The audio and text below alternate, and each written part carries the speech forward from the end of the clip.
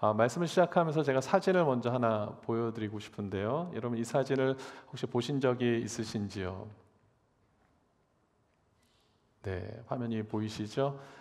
보통 어떤 차들 뒷 후면에 이렇게 범퍼에 부착이 되어 있기도 하고 유리에 이렇게 그려져 있기도 하는 저 그림입니다. 물고기 모양인데 저것이 우리 그리스도인을 상징하는 어떤 표시로 심볼로 그렇게 사용되고 있다라는 것 여러분 알고 계시죠? 여러분 왜 저 모양이 왜 그리스도인을 상징하는 모양이 됐을까요? 그것은 로마 시대 그리스도인들이 극심한 박해를 받던 그 당시에 그 자신들의 그리스도인이라는 사실을 밝히기 어려운 그 시절 속에서도 끝까지 그 믿음을 지켜가는 그리스도인들이 서로의 신분을 암호화해서 자신들이 저 그림을 통하여서 그리스도인이라는 것을 나타내는 그런 상징으로 쓰였기 때문에 그렇습니다. 누군가가 만나서 이렇게 원형 반원형을 그리면 다른 사람이 또 나머지 반 모형을 그리면서 이 물고기 모양을 만들면서 이 사람이 그리스도인이구나, 나도 그리스도인인데 저 사람도 그리스도인이구나 하면서 그것을 서로 신분을 알아가면서 함께 또 믿음의 생활, 그 시련과 어려움을 이겨나갔다라는 그런 이야기가 있습니다. 그렇다면 왜 많은 모양 중에 물고기를 사용했을까요?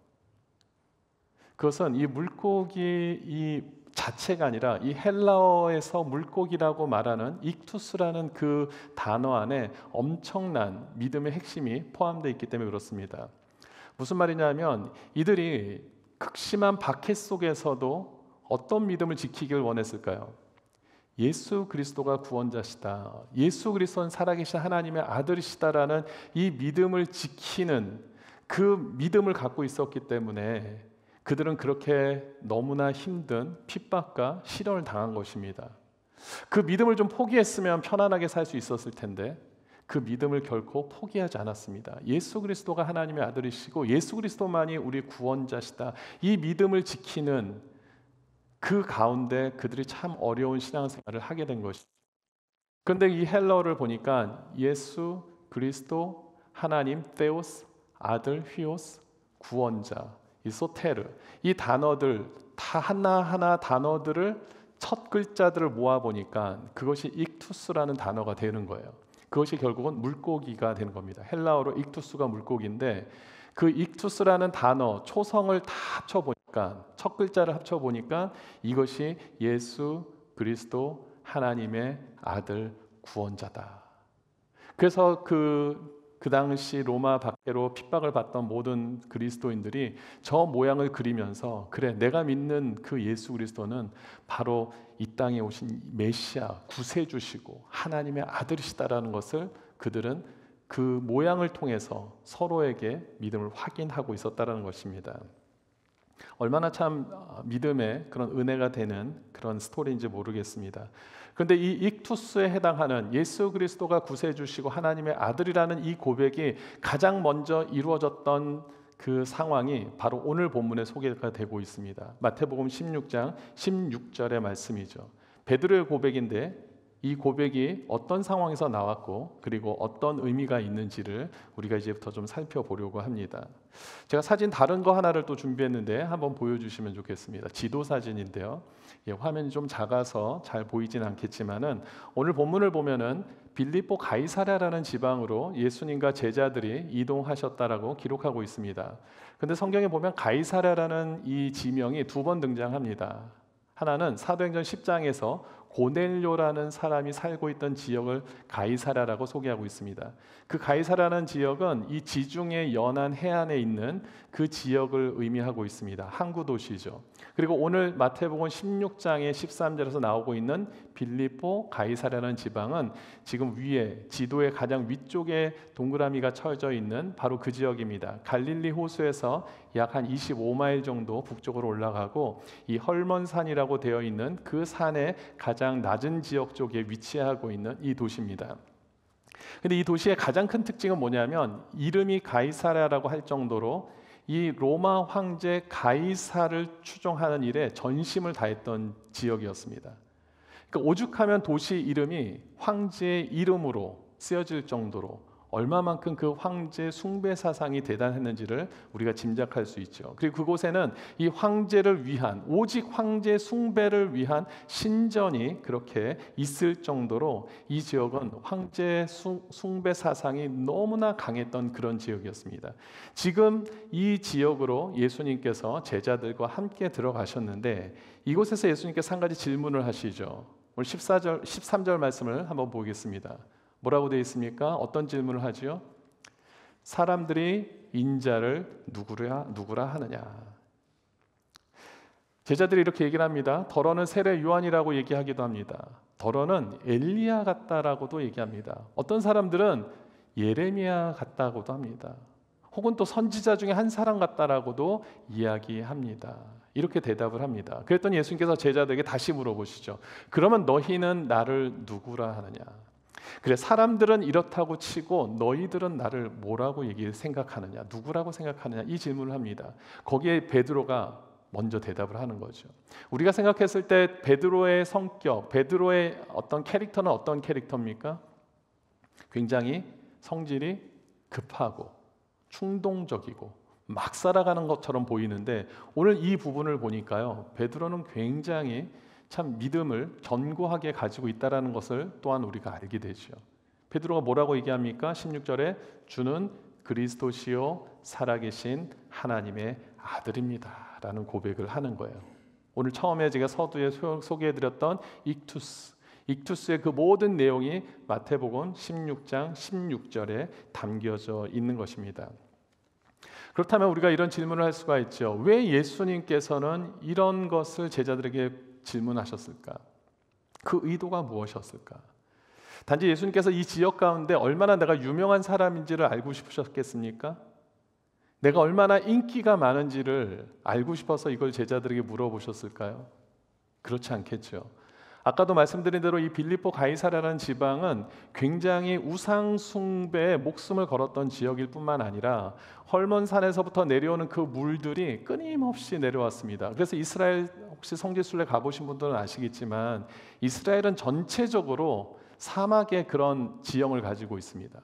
그런데 이 북쪽 갈릴리 주변을 비롯해서 헐몬산 쪽으로 올라가는 그 길은 물이 끊임없이 내려오기 때문에, 물론 강수량의 차이가 있어서 때로는 거의 물이 흐르지 않는다 할지라도 사시사철 물줄기가 이어지기 때문에 굉장히 비옥한 땅이라고요. 그러다 보니까 많은 사람들이 그곳에 모여서 다양한 이방 문화와 또 그런 것들을 즐기며 살았던 나름대로 이스라엘 지역 안에서는 굉장히 잘 자리가 잡힌 지역이었습니다. 세상적으로 봤을 때는 너무나 화려하고 너무나 부러울 것 없는 그런 도시였지만 예수님께서 보셨을 때는 이 땅은 어떤 땅입니까? 영적으로 어둠의 땅이죠. 영적으로는 너무나 피폐되어 있는 그런 땅인 것을 주님이 아셨어요. 그런데 그런 땅에 제자들이 갔을 때 무엇을 느끼는지를 주님이 알기를 원하신 겁니다. 제자들이 예수님을 따르면서 예수님이 누군지를 분명히 알지 못하면 이런 세상의 화려함 속에 마음을 빼앗길 수 있다는 것을 주님이 아셨죠. 앞으로 더 힘든 순환과 고통의 시간들이 찾아올 때 예수님이 누구인지를 제대로 알지 못하면 그 유혹과 시련과 핍박 속에서 무너질 수밖에 없다는 걸 주님이 너무나 잘 아셨어요. 그래서 제자들에게 예수 그리스도가 누구인지를, 너희들이 지금 믿고 따르는 자가 누구인지를 분명히 알기를 원하셔서 물어보신 것입니다. 그렇지 않으니까 어떻게 됩니까? 그 세상 사람들은 예수님의 많은 기적의 스토리를 들었습니다. 하지만 예수 그리스도에 대해서 누구냐고 물어봤을 때 세례 요한이라고 대답을 하는 거예요. 세례 요한이라고 알고 살고 살아가는 사람들은 고작해야 세례 요한처럼 예수님을 통해서 좋은 가르침을 받는 정도로만 기대하겠죠. 엘리야라고 믿는 사람들은 어떻겠습니까? 엘리야처럼 많은 능력을 그냥 행하는 그런 분으로 생각하고 기적과 이적이 필요할 때만 예수님을 찾겠죠. 예레미야처럼 생각하는 사람들은 어떤 마음을 가지겠습니까? 예언자, 선지자, 앞으로 하나님께서 행하실 일들을 궁금해할 때만 예수님을 찾지 않겠습니까? 그런데 베드로가 뭐라고 대답합니까? 주는 그리스도시여 살아계신 하나님의 아들이라고 고백을 하는 것입니다. 오늘날도 마찬가지입니다. 저와 여러분들이 예수 그리스도를 믿는다고 하지만 어떤 분으로 아느냐에 따라서 우리 인생과 우리의 신앙생활은 완전히 달라질 수밖에 없다는 겁니다. 오늘 그렇다면 베드로가 고백한 이 주는 그리스도시요 살아계신 하나님의 아들이라고 하는 그 믿음을 가진 자들은 우리가 어떤 삶으로 하나님 앞에 쓰임 받게 될까? 이 부분들을 제가 여러분들과 함께 나누고자 합니다. 그 대답을 찾기 위해서 이 고백이 어떤 의미를 가지고 있는지부터 좀 살펴보겠습니다. 먼저 주는 그리스도시요 살아계신 하나님의 아들이라는 것을 좀 둘로 나눠 보겠습니다. 첫 번째, 주는 그리스도시요. 헬라어 원어 성경을 보면은 주라고 번역되어 있는 단어는 아닙니다. 헬라어에서는 당신이라고 사실 표현이 되어 있습니다. 당신은 그리스도시다. 그런데 거기에 전치사가 하나 있어요. 당신은 바로 그 그리스도십니다. 어떤 의미일까요? 이미 구약의 선지자들을 통해서 우리에게 예언하셨던, 우리를 구원하시고 살릴 수 있는 메시아가 바로 당신입니다라는 고백을 베드로가 했다라는 것입니다. 그것이 너무나 중요하죠. 세상 사람들은 구약에서 예언했던 그 메시아라는 것을 생각하지 못하고 있는 거예요. 많은 종교 지도자들조차도 예수님이 바로 그 구약에서 선지자들이 예언했던 메시아구나라는 사실을 인지하지 못했습니다. 그렇기 때문에 베드로의 이 고백이 너무나 중요한 고백이 되는 것이죠. 여러분, 예수님께서 제자들에게 처음으로 어떤 질문을 하셨냐면 사람들이 인자를 누구로 생각하느냐, 이 질문을 합니다. 여기서 인자라는 단어가 어떤 뜻인지 궁금하지 않으십니까? 저만 궁금합니까? 인자는 사람의 아들이라는 뜻이죠. 기본적인 의미가 그렇습니다. 그런데 사람의 아들이란 의미만 갖는 것이 아니라 다니엘서를 보니까 다니엘서 7장 13절에 보니까 이 인자라는 단어가 쓰여지는데 뭐라고 되어 있는지 13절과 14절을 한번 같이 함께 읽어보겠습니다. 시작. 내가 또 밤 환상 중에 보니 인자 같은 이가 하늘 구름을 타고 와서 옛적부터 항상 계신 이에게 나아가 그 앞으로 인도되매 그에게 권세와 영광과 나라를 주고 모든 백성과 나라들과 다른 언어를 말하는 모든 자들이 그를 섬기게 하였으니 그의 권세는 소멸되지 아니하는 영원한 권세요 그의 나라는 멸망하지 아니할 것이니라. 아멘. 다니엘이 지금 인자라는 단어를 사용하면서 어떤 분을 표현하고 있습니까? 장차 이 땅에 메시아로 오셔서 다스릴 그 사람을 인자라고 지금 표현하고 있습니다. 예수님은 구약에 능통하신 분이시잖아요. 그러니까 이 다니엘서에서 인자라는 표현을 인용하시면서 바로 그 구약 선지자를 통해서 예언했던 자가 자신이라는 것을 소개하고 있습니다. 그러니까 베드로가 지금 이 인자, 예수님의 그 인자를 누구라고 하느냐, 그 대답에 합당한 대답을 한 것이 주는 그리스도시다라고 얘기를 하는 것이죠. 바로 구약의 선지자들이 예언했던 그 메시아가 당신입니다라고 그렇게 고백을 하고 있습니다. 두 번째는 어떤 고백을 하고 있습니까? 살아계신 하나님의 아들이시다라는 겁니다. 여기서 주목해야 될 단어가 하나님의 아들이라는 표현입니다. 여러분, 히브리 문화에서 각 나라의 문화들에 따라서 우리가 여러 가지 해석을 다르게 할 수 있는데 히브리 문화 속에서 하나님의 아들, 누군가의 아들이라는 표현을 할 때는요, 단순히 그 사람의 가족 관계임을 증명하는 정도가 아니라 그 아버지가 가지고 있는 권세와 권위를 함께 누리고 있다는 의미를 가지고 있습니다. 그러니까 누군가의 아들이라고 했을 땐 그냥 자식이야 이렇게 넘어가는 것이 아니라 그 아버지가 가지고 있었던 모든 권위와 권한이 다 그에게도 있다라는 것을 의미하는 것입니다. 여러분, 돌아온 탕자 스토리를 보면은 여러분 기억하시죠? 둘째 아들이 방탕하고 돌아왔을 때 아버지가 너무나 따뜻하게 맞이해 주는 거예요. 그리고 막 송아지도 잡습니다. 잔치를 베풉니다. 막 화려한 그 환영식을 해줍니다. 그때 첫째 아들이 너무나 그 모습을 불편해하잖아요. 그 불편해하는 모습을 보면서 아버지가 뭐라고 얘기를 합니까? 그 아들이 나에게는 염소 새끼 한 마리도 나를 위해서 잡아주지도 않으면서 잔치를 베풀어 주지도 않으면서 왜 그렇게 방탕하고 돌아온 아들은, 둘째 동생은 왜 이렇게 환대를 하십니까? 라고 했을 때 아버지가 뭐라고 하죠? 내 것이 다 너 거 아니냐.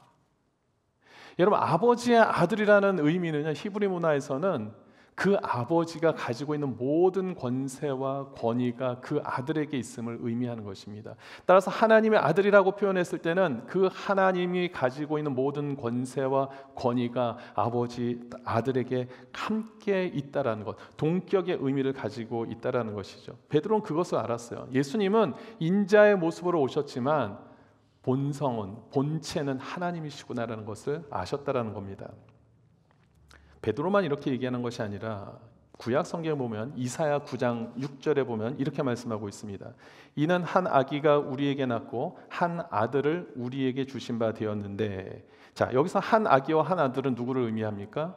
예수 그리스도를 의미하죠. 이제 신약 시대에 장차 오실 예수 그리스도를 의미합니다. 한 아기 한 아들이 있는 거예요. 그런데 그가 누구냐? 그의 이름은 기묘자라 모사라 전능하신 하나님이라는 겁니다. 구약의 이사야 선지자를 통해서 하나님 분명히 말씀하셨어요. 이제 한 아기가 이 땅 가운데 나타날 것인데 한 아들을 내가 허락하실 텐데 이 아들이 결국은 하나님이다라는 것을 이사야 선지자를 통하여서 우리에게 분명히 말씀하고 있습니다. 따라서 예수 그리스도는 단순한 인간이 아니라 하나님이라는 것을 성경은 우리에게 말씀하고 있죠. 신약 성경으로 와서도 마찬가지입니다. 요한복음 1장 1절 말씀을 보니까 태초에 말씀이 계시니라 이 말씀이 하나님과 함께 계셨으니 이 말씀은 곧 하나님이시니라. 그런데 14절에 보니까 이 말씀이 어떻게 됩니까? 육신이 되었다. 성육신 하셨다라는 것을 성경이 우리에게 말씀하고 있죠. 성경은 한결같이 우리에게 예수 그리스도가 하나님이심을 우리에게 강조하고 있습니다. 여기 한 부분을 더 보겠습니다. 빌립보서 2장 5절, 6절, 7절인데요. 여기 보면 너희 안에 이 마음을 품으라 곧 그리스도 예수의 마음이니 그는 근본 하나님의 본체시나. 근본은 하나님과 하나라는 거예요. 그런데 그가 하나님과 동등됨을 취할 것으로 여기지 아니하시고 오히려 자기를 비워 종의 형체를 가지고 사람들과 같이 되었다. 그러니까 성육신 하셨다. 가장 낮은 곳으로 오셨다. 그것이 바로 예수 그리스도라는 것인데 이 고백을 한 사람이 누구일까요? 아니 제가 자신 있게 이렇게 여쭤봤는데 아무도. 빌립보서를 누가 저자가 누굽니까? 바울이, 사도 바울이잖아요. 사도 바울이 이 지금 뭐라고 얘기하냐면 예수 그리스도가 바로 하나님이시라는 것을 지금 얘기를 하고 있습니다. 그런데 여러분 생각해 보십시오. 사도 바울이 어떤 사람이었습니까? 예수님을 만나기 직전에 사도 바울은 어떤 사람이었습니까? 이러한 고백을 하는 사람들을 당장 잡아다가 핍박했던 사람이 사도 바울 아닙니까? 예수를 그리스도라고 고백하고 구세주라고 고백하고 하나님의 아들이라고 고백한 그런 모든 자들을 싹 잡아들여서 힘들게 하고 핍박 주고 어렵게 했던 사람이 바로 사도 바울 아니었습니까? 그런데 사도 바울이 예수님을 만나고 나니까요 확 바뀌어버린 거예요. 180도 바뀌어버립니다. 이 사도 바울이 예수님을 만난 그 현장을 사도행전 9장에서 기록하고 있는데 사도 바울이 예수님을 만나자마자 어떤 상황이 벌어지냐면 9장 20절 즉시로 각 회당에서 예수가 하나님의 아들이심을 전파하기 시작합니다. 이전까지는 예수가 하나님의 아들이라고 얘기하는 자들을 모두 다 잡아다가 핍박하고 힘들게 하고 심하면은 스데반처럼 죽임까지 당하게 했던 그 사람이 예수님을 만나고 나니까요. 이젠 그가 스스로 전파하기 시작하는 거예요. 예수님이 하나님의 아들이야. 이런 역사가 나타나는 것입니다. 9장 21절에 보니까 그래서 어떻게 됩니까? 듣는 사람들이 다 놀라 말하는 거예요. 아니 이 사람이 예루살렘에서 이 이름을 부르는 사람을 멸하려던 자가 아니냐. 거기 있는 모든 사람들이 다 놀라는 것이죠. 아니 불과 한두 시간 전만 해도 예수 믿는다는 사람들, 예수 그리스도를 구세주라고 고백하는 사람들, 예수가 하나님의 아들이라고 얘기하는 사람들을 모두 다 잡아놓던 그런 자가 이제 와가지고는 예수가 하나님의 아들이라고 얘기를 하고 예수님만이 구세주라고 얘기를 하니 얼마나 모든 사람들이 놀라겠습니까? 22절에 보니까 사울은 힘을 더 얻어 예수를 그리스도라 증언하여 다메섹에 사는 유대인들을 당혹하게 하니라. 그렇습니다. 우리가 예수님을 제대로 만나면 바로 이러한 하나님을 고백하게 되는 줄 믿습니다. 여러분 예수님을 하나님으로서 이 땅에 오심을 믿는 믿음은 너무나 중요합니다. 왜 그렇습니까? 요한일서 4장 2절 말씀을 보겠습니다. 같이 한번 읽어볼게요. 시작. 이로써 너희가 하나님의 영을 알지니 곧 예수 그리스도께서 육체로 오신 것을 시인하는 영마다 하나님께 속한 것이요 3절 예수를 시인하지 아니하는 영마다 하나님께 속한 것이 아니니 이것이 곧 저 그리스도의 영이니라. 오리라 한 말을 너희가 들었거니와 지금 벌써 세상에 있느니라. 아멘. 예수 그리스도께서 육체로 오셨다. 하나님이시지만 하나님과 동등하시지만 이 땅 가운데 육신의 몸을 입고 오셨다라는 그 고백을 하는 것이 바로 하나님께 속한 영이라고 말씀하고 있고, 그렇지 아니하는 자들은 하나님께 속하지 않았다라고 분명하게 말씀하고 있습니다. 그리고 이 믿음을 가진 자들을 하나님께서 구원하신다라고 성경은 한결같이 우리에게 말씀하고 있는 것이죠. 그렇기 때문에 이 믿음을 우리는 중요하게 봐야 된다는 것입니다. 오늘 중김 성도님도 바로 이 믿음을 고백하셨잖아요. 주는 그리스도시고 살아계신 하나님의 아들이심을 내가 믿습니다. 여러분, 이 믿음을 그런데 갖는 게 쉬운 것이 아닙니다. 우리 가운데 계신 여러분들은 그 믿음을 가졌으니까 이 믿음 별거 아니라고 생각할 수 모르지만, 아직도 이 땅 가운데 2000년 전부터 시작해서 지금까지 오면서 이 믿음을 갖지 못한 사람들이 얼마나 많습니까? 그래서 예수님께서 뭐라고 말씀하시냐면 17절, 오늘 본문 17절을 보니까 바요나 시몬아 네가 복이 있도다. 이를 내게 알게 하니는 혈육이 아니요 하늘에 계신 내 아버지시니라. 이 말씀을 하시는 거예요. 여러분들이 예수 그리스도를 구세주로 고백하고 하나님의 아들이라고 고백할 수 있는 것은 우리의 지식으로 또 우리의 학습으로 이루어지는 것이 아니라 전적인 하나님의 은혜의 선물인 줄 믿으시기 바랍니다. 여러분, 예수 그리스도가 하나님의 아들이심을 믿으십니까? 예수 그리스도가 여러분의 구세주이심을 믿으십니까? 여러분, 이 고백을 할 수 있는 것은 요한일서의 말씀처럼 하나님께 속했기 때문에 하나님이 허락하신 그런 믿음의 고백이라는 사실을 여러분 믿으시기 바랍니다. 그래서 예수님 말씀하시는 거, 이것이 복이 있다라는 거예요. 왜냐하면 그동안 예수님께서 지금 이 마태복음 9장의 시간을 보통 학자들이 예수님의 공생이 이후 한 2년 반 정도 지난 시간이라고 이렇게 얘기를 하는데, 2년에서 2년 반 동안 예수님께서 행하신 일들이 얼마나 많습니까? 얼마나 많습니까? 그런데 그것을 옆에서 지켜봐도 이것을 깨닫지 못하는 자들이 훨씬 더 많았다라는 것이죠. 여러분, 마태복음 7장 28절과 29절을 보면 28절과 29절을 보니까 예수님이 공생의 초기 때 많은 사람들이 예수님을 따르는데 왜 따랐습니까? 예수님의 가르침에 놀란 거예요. 이런 탁월한 가르침이 있을 수 있구나. 내가 여태까지 봤던 종교 어느 지도자들보다도 예수님이 정말 탁월하게 가르치시는구나 하면서 예수님을 따르기 시작했습니다. 29절에도 보니까 이는 그 가르치시는 것이 권위 있는 자와 같고 그들의 석인들과 같지 아니함일러라. 너무나 예수님의 가르침이 귀한 거였죠. 근데 여기서만 그치면 어떻게 됩니까? 그냥 예수님을 세례 요한같이 생각하는 거예요.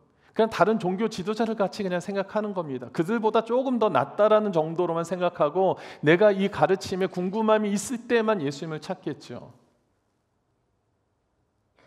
그런데 벌써 베드로는 그것을 뛰어넘었다라는 것입니다.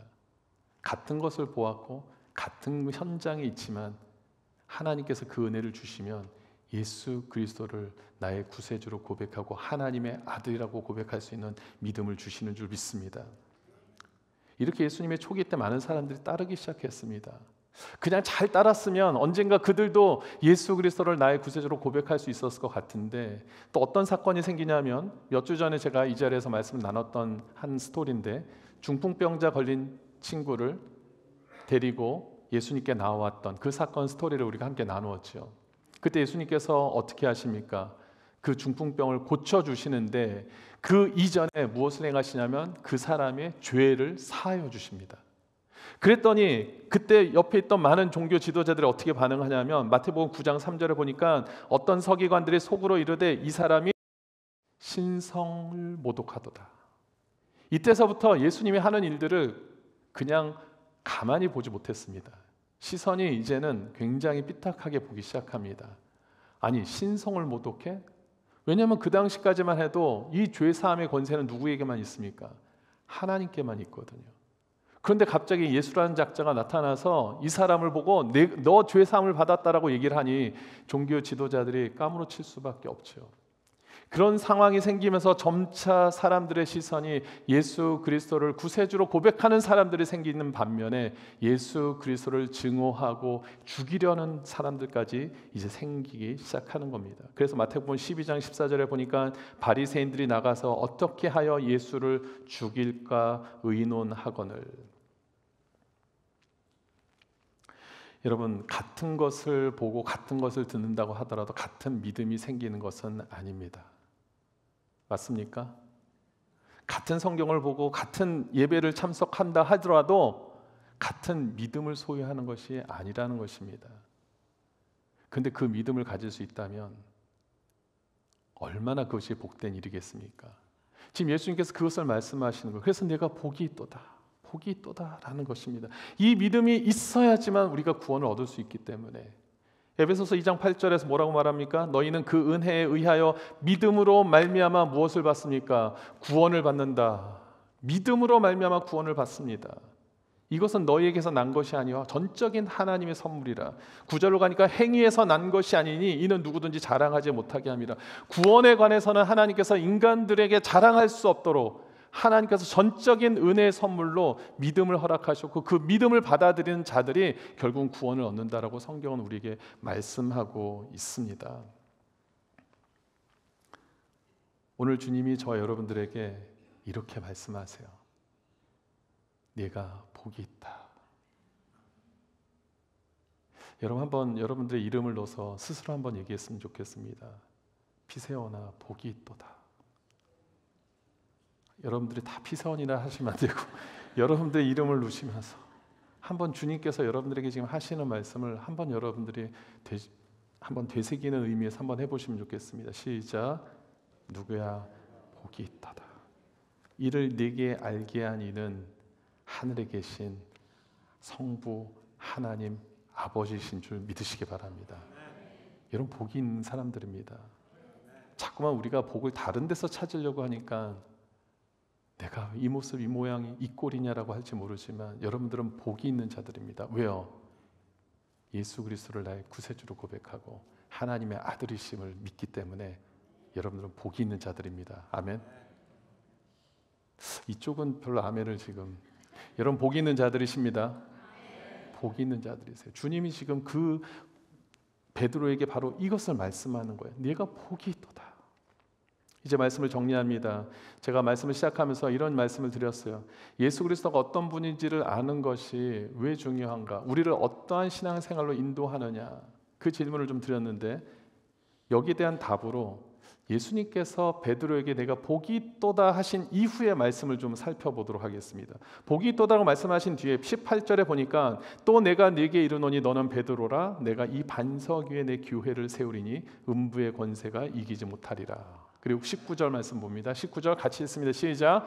내가 천국 열쇠를 내게 주리니 네가 땅에서 무엇이든지 매면 하늘에서도 매일 것이요 네가 땅에서 무엇이든지 풀면 하늘에서도 풀리리라 하시고 하나님께서 이 믿음 고백을 통하여서 무엇을 세우신다고요?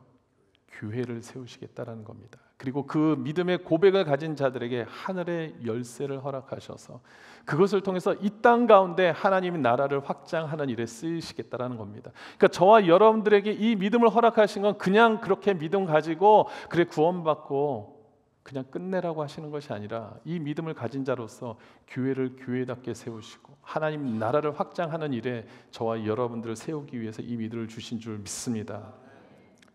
여러분 2000년 전부터 수많은 사람들이 그저 이 고백 하나만 빼면 되는 고백인데 아니면 하나님 예수 그리스도를 믿는다고 하지만 그 믿음을 밝히지만 않아도 살 수 있는 일인데 얼마나 그 믿음을 끝까지 지키고 변질되지 않기 위해서 그 믿음을 지켜나가다가 순교한 분들이 많으십니까? 다른 거 아니었거든요. 예수님께서도 십자가에 못 박혀 돌아가신 이유가 무엇입니까? 종교 지도자들이 엄청난 다른 이유들을 붙이려고 했는데 고소할 거리를 찾지 못하는 거예요. 그들이 예수님을 죽인 이유는 다른 이유가 아니라 예수님이 자신을 하나님이라고 하는 그것 때문에 신성모독이라고 하면서 예수님을 처형한 것이죠. 다른 죄를 막 묶여가지고. 기독교 역사에서 순교당한 사람들이 왜 순교를 당합니까? 예수 그리스도만이 우리의 구원자시고 예수 그리스도가 하나님이라는 것을 고백하다가 다 순교당하신 것 아닙니까? 일제시대 때도 6.25 전쟁 때도 공산주의자들에 의해서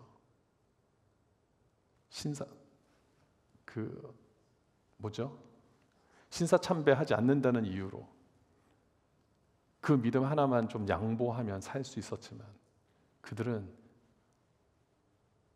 그 믿음을 끝까지 지켜나간 줄 믿습니다. 그리고 그 믿음을 우리가 지금 이어받은 거죠. 2025년을 살아가고 있는 저와 여러분들에게 주님이 다시 물어보시는 겁니다. 너는 나를 누구라 하느냐? 너는 나를 누구라 하느냐?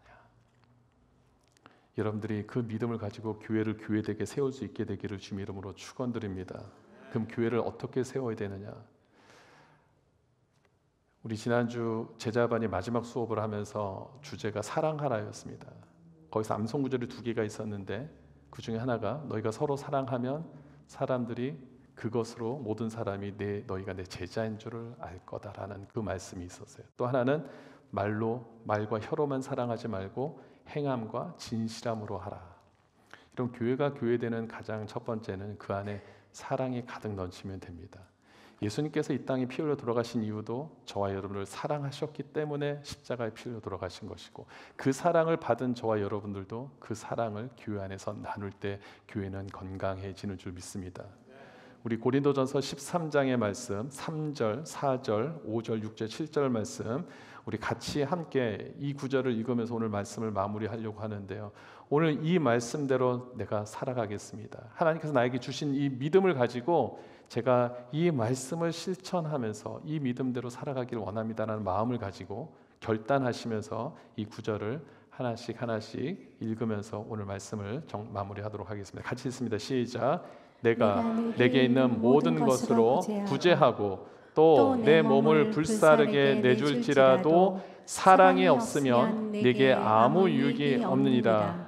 사랑은 오래 참고 사랑은 온유하며 시기하지 아니하며 사랑은 자랑하지 아니하며 교만하지 아니하며 무례히 행하지 아니하며 자기의 유익을 구하지 아니하며 성내지 아니하며 악한 것을 생각하지 아니하며 불의를 기뻐하지 아니하며 진리와 함께 기뻐하고 모든 것을 참으며 모든 것을 믿으며 모든 것을 바라며 모든 것을 견디느니라. 아멘. 오늘 이 사랑의 실천을 통해서 우리가 예수 그리스도를 믿는 사람답게 살아갈 수 있는 오늘 귀한 은혜와 축복이 우리 모두에게 임하게 되기를 주님 이름으로 축원드립니다. 아멘.